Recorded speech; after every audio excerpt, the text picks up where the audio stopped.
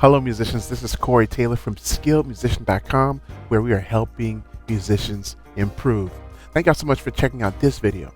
Now, I've been poring over hymn books, and what I'm seeing, there is so much information in these hymn books that's just waiting to be discovered, or rediscovered rather. So let's not waste any time. Let's get started.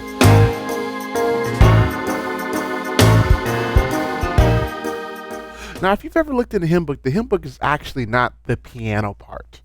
The hymn book is soprano, alto, tenor, bass, the vocal parts. And it's our job as musicians to interpret these parts into a competent piano accompaniment.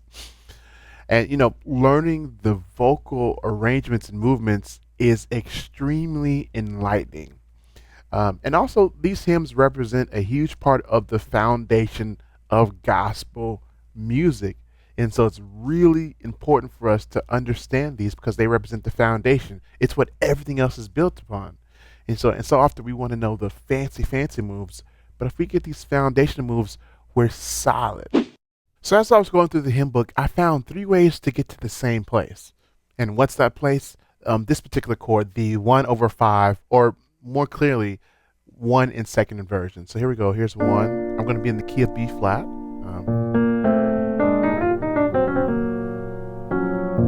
Right? So be in B flat. And so the 1 chord, of course, is B flat. And in second inversion means the F is on the bottom. So I'm going to put the F on the bottom. Right? And so this sound is extremely common in gospel music. And normally it's followed by a turnaround of some sort. So it might be a 6-2-5-1 turnaround, like 1, then 6, 2, then 5 to 1. Or it might be followed by 2-5-1 with the 2 chord being dominant. So we have our chord here, and then we're going to go to 2, and then 5, back to 1. And so, and normally we precede this 1 in second inversion by a specific chord. It's normally 2 half diminished. So in the key of B flat, the 2 chord is C. So we're going, and this is half diminished. Normally it's minor, but we're making it half diminished. And I'm going to invert this chord down, invert it down again, take the C and put it on my left hand. So there we go. Right? Do you hear it? So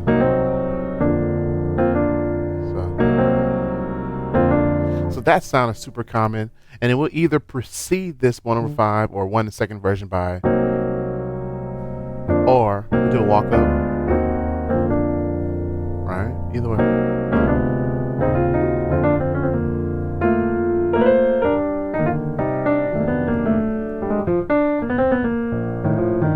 So we'll do something like that, right?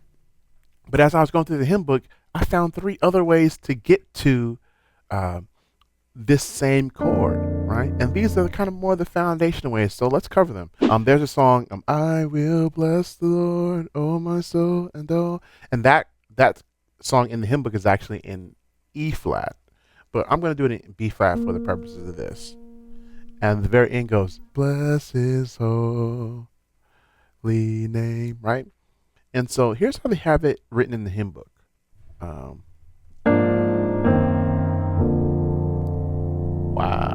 Play it again.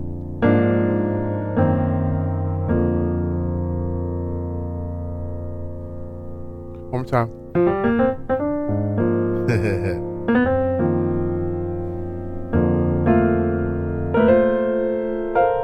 All right.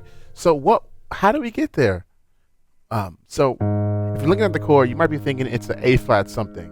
But if you look at the rest of the notes, it's actually a B flat 7 with the A flat on the bottom. So like a B flat 7 in third inversion with the A flat on the bottom. So B flat 7, and we're in the key of B flat. So B flat 7, and then we're going to, and you might be thinking this is a G flat something. If you look at the rest of the notes, and if I bring this G flat up, you can see that it's an E flat minor with the 6th added, just inverted. And then there's our one and second inversion. So one more time.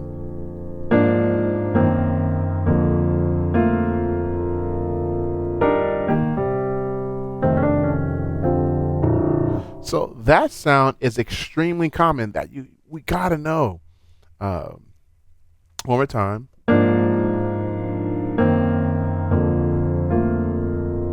So now I want to show you how that particular change can be applied somewhere else. So if you remember the song "Let the Church Say Amen," "Let the Church Say Amen." This part, God has spoken. What is that? God. Right?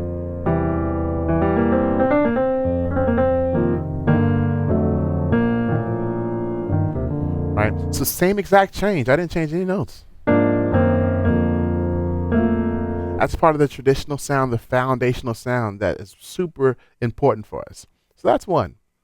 There's another song, "There's a Fountain," that's a hymn of the church. And near the end of that hymn, it says, "Lose all their guilty stains." And that ending, when you're reading the parts, it does this.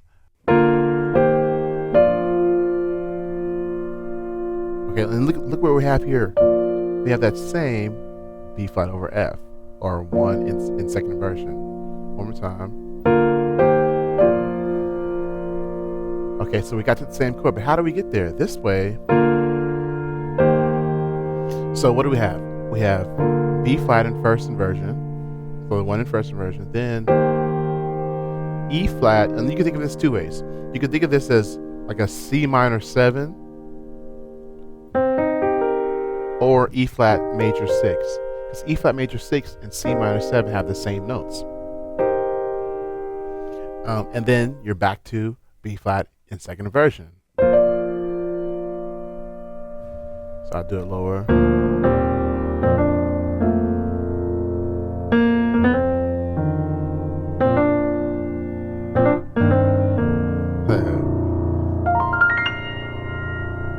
So again, a foundational change that will really add some depth to your playing.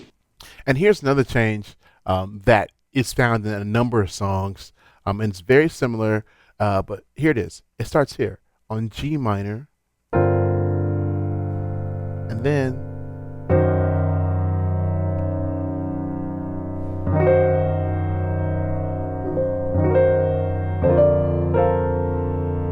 summertime.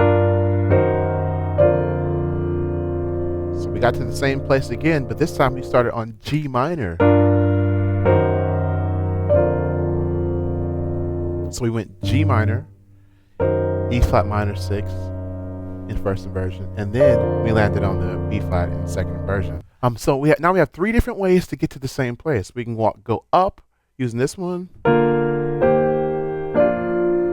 Right, I do it lower.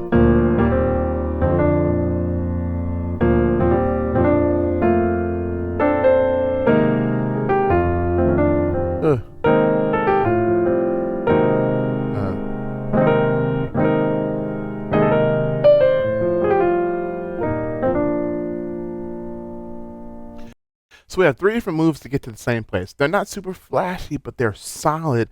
They're foundational. And if you play this, your playing is going to be solid, right? And that's what so many players lack. They lack that authority, that foundation on playing. And here's the thing: we all do the crazy changes, the stuff like or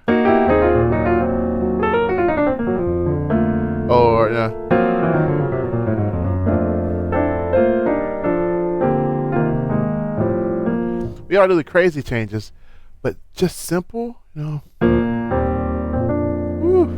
has a place. That's beautiful. Or watch this. Or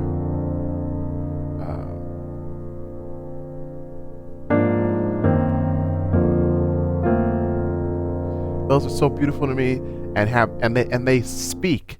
A lot of times we play stuff that doesn't really have much value. It doesn't speak. It doesn't sing. But these sing. All right. So let's make an effort to pour through the hymn book, grab some ideas from it. Now listen, if you're interested in digging more into the hymns, psalms, and spiritual songs of the church, I have a special opportunity for you. I am doing a small group of 15 to 20 students. We're calling it a mastermind group, where we spend a year together. We meet every week going over hymns. And so if you want to be part of that group and get all the information about it, I put a link in the description box. Just simply click that link and it'll take you to a form to fill out. And then I'll be able to send you some more information about that group. So if you're looking for an opportunity to sit down and work with somebody for a year in a group setting through hymns, this is your opportunity, so don't miss it. All right, y'all, so thank you so much for checking out this video. So make sure you comment your suggestions for new videos down in the comment section below, and make sure you subscribe to the channel. All right, until the next one, be blessed and happy practicing.